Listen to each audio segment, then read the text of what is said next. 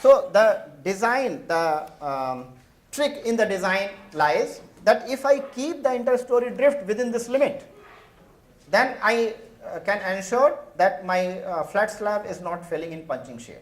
So I have to design my structure in such a way that the total drift should be limited to this. This I can achieve if I provide a rigid primary system which is resisting the load.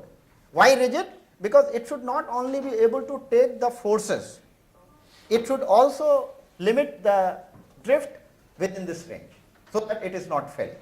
So one approach could be, I mean, some of our friends are also following that they are providing shear walls and all the earthquake force they are assigning to the shear wall. That means the shear wall is taking all the load and they are designing shear wall for the full load. So do you see any problem with that? Is there anything wrong or any situation where that may not work? Because whole of the earthquake force I have assigned to my shear wall, and shear wall is taking care of that. But connection to this flat slab reinforcement issue is also. One issue is the transfer of that force to the shear wall, because whole of the load is to be transferred to the shear wall, so connection of the shear wall with slab, that is one issue. But that guidelines for checking that are available. We can do that.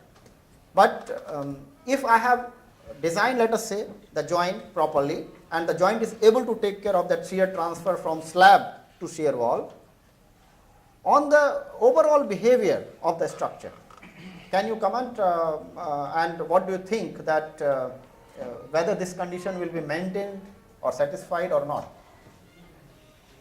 Not necessarily.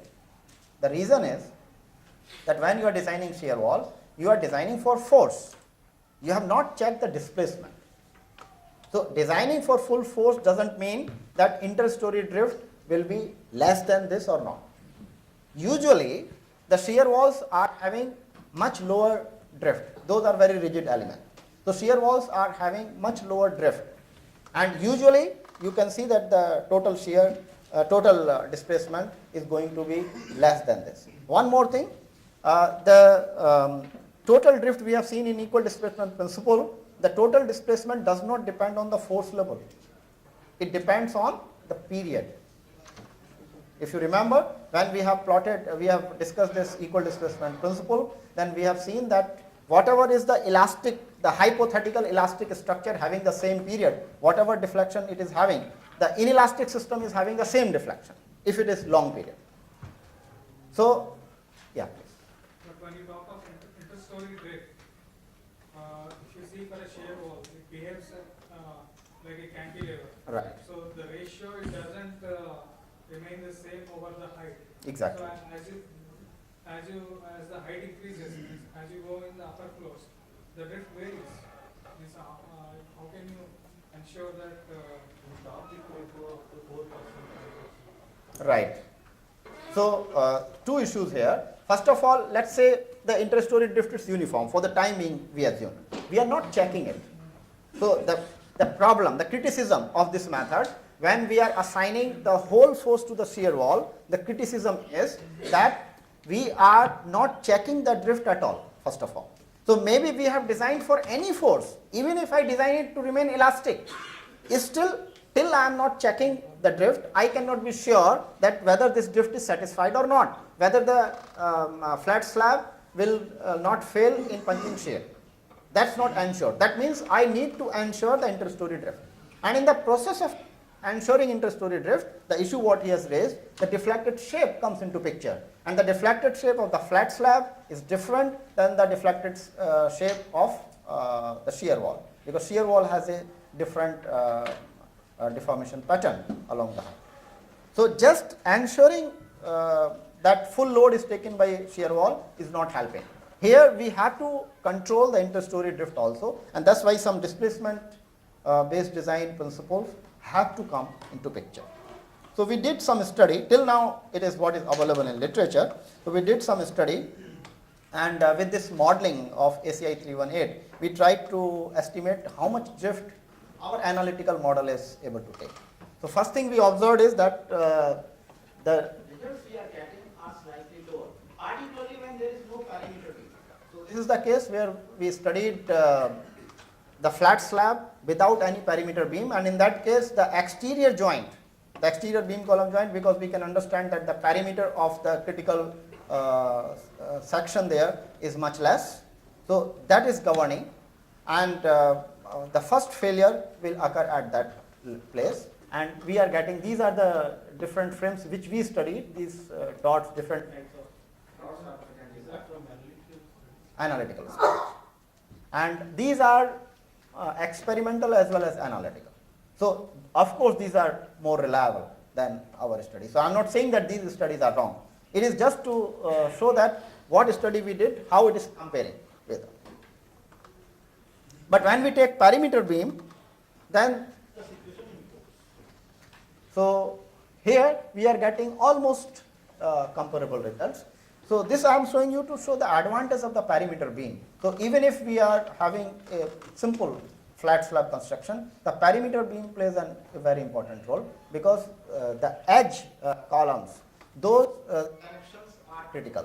And if we are providing a perimeter beam, this is providing resistance against this punching shear at the edge, and then it is observed that most of the time it is the fracture failure. Now the punching shear failure is being preceded by fracture shear failure, and the interstory drift has increased slightly. Coming to the design procedure, we can understand it like this. Suppose this is the pushover curve. I'm sorry, I'm going here to some concepts of this pushover curve and nonlinear modeling. So if you see this pushover curve, let's say this is the pushover curve of the flat slab alone, and this is the initial period. And I have plotted here this spectral acceleration versus spectral displacement. Those who are familiar with this pushover method, they are familiar with this, but you can understand this assay is representing actually the base shear. So it is also in terms of the base shear and the roof displacement. So you can also treat this a curve between the base shear and roof displacement, where this assay is simply base shear divided by the mass in first mode. So the mass participation, or the mass participating in the first mode, base shear divided by mass participating in the first mode, that will give us SA. And this SD is the roof displacement divided by a coefficient which is equal to the first mode participation factor into roof displacement in first mode, gamma 1 phi 1 group. So that means, what I mean to say is that this is related with the base shear, and this x-axis is related with the displacement. So SA and SD, I can also, it is only a matter of scaling. This can also be represented as V versus delta, base shear versus the roof displacement. So if I take the behavior of the original flat slab, then the displacement demand which I will get is SDI. So where this line is intersecting my response spectrum, this is the design response spectrum, we also call it demand curve. So where it is intersecting that, this much displacement will occur. Whereas the capacity is only up to, this is the point, and this collapse is occurring. So the capacity is only this much gap is there in the demand and capacity, and that's why my structure is going to fail, because the demand is more than the capacity. So what I have to do, I have to bring the demand up to this level. And how I can do that? By reducing the period or increasing the stiffness. Battery. So I have to increase the stiffness of the system so that the period is increased to an extent that the demand, the displacement demand, is up to the level which my flat slab can sustain. And this is available from this previous curve. So these curves are also already available to us, and what I want to show here, this our analytical model is also giving more or less same results. So that means we can continue this ACI curve, and based upon that we can estimate how much capacity is available with us, and what we have to ensure that our system should be proportioned to have the displacement within this range. And for this I need not to actually perform nonlinear analysis. I have shown here with the help of pushover curve just to highlight the concept. But actually nonlinear analysis is not needed. What I need is only this period. So if the period is known to me, and I assume the equal displacement principle to be valid. So I can estimate this demand and compare it with the capacity. So some simple formulation. Again, I have to take into account the deflected shape also, and perhaps you are aware Professor Priestley's group has written a nice book on displacement based design, where he has covered different types of structures and he has covered shear walls also. So the shear wall buildings.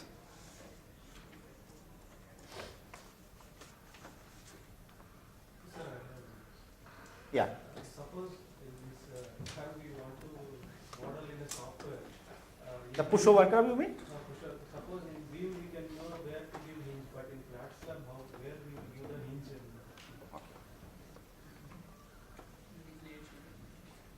If we go back to this model, this is the model which we use. So here, this is the beam. It is representing the effective width of the slab. So one possibility is that this beam is yielding. So we have to provide flexural hinges here at both the ends. We can provide the hinges in column for PM interaction and shear. And then most importantly, we have to provide torsional hinges in these.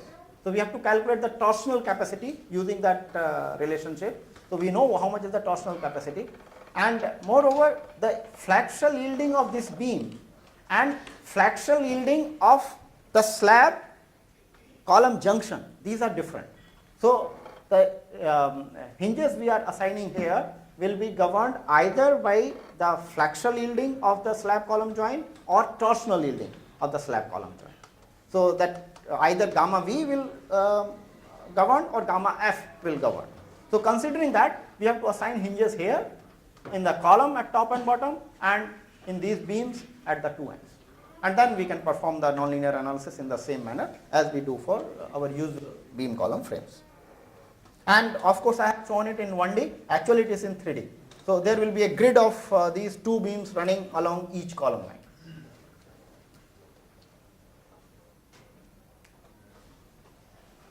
Okay, so here we have taken this refracted shape from the work by Professor Priestley's group, and he has given this for shear wall. Assumption here is that in case of this dual shear wall flat slab system, the deflected shape will be basically governed by shear wall, because shear wall is much more rigid. The stiffness of the shear wall is much more rigid. There is not much interaction or this interaction between shear wall and the flat slab is not going to affect this deflected shape much.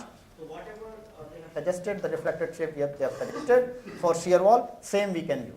And once we know this delta, we can calculate this SD, okay, where this C0, as I mentioned, this is the coefficient which is representing the first mode and phi 1 roof, so gamma 1 phi 1 roof, so that will give us the SD, and then we can calculate this stiffness of the wall if I have the stiffness of the flat slab. So it is simply proportional to or inversely proportional to the square of the period. Alternatively, we can also do it using this simple relationship, because we normally we are not requiring nonlinear analysis for design. So the previous case, because we have already performed pushover analysis, so this stiffness of flat slab was available with us. But in normal analysis, we will not do that, and we can calculate the stiffness of the wall directly using the simple relationship of omega is equal to square root ky m. So this is representing that only. So this effective stiffness of the shear wall we can get with this simple relationship, and this m1 is the mass participating in the first mode. I have given the expression, and we also need the effective stiffness, effective height to calculate the stiffness. So in case of shear wall, that is suggested as 0.7 h. And then taking the stiffness as 3 EI by L cube,